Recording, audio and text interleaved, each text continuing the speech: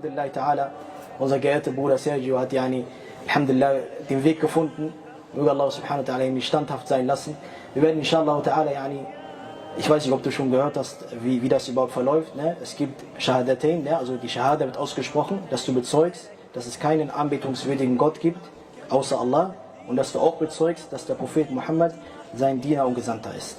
Das sind diese beiden Bedingungen, dass man den Islam eintritt.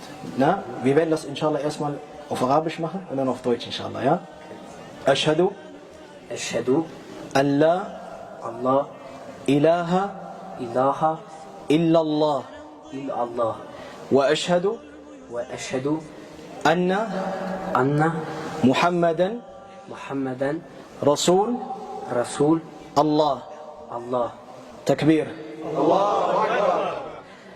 Jetzt nochmal auf Deutsch, inshallah. Ich bezeuge, dass es keinen anbetungswürdigen Gott gibt, Gott gibt, außer Allah.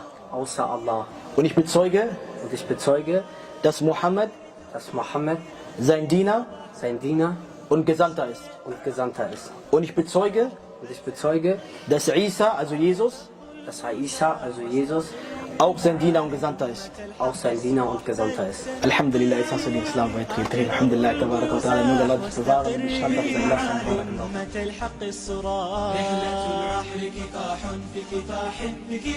دربنا المأمول في عمق الليالي والجراح رحلة العمر كفاح بكفاح دربنا المأمول في عمق الليالي والجراح نصر مؤمن مراغم عزمه بان ولاح فجهاد النفس أكبر من جهاد بالسلاح نصر مؤمن مراغم عزمه بان ولاح فجهاد النفس أكبر من جهاد بالسلاح بل سنمضي لا نبالي هكذا الظلم يزال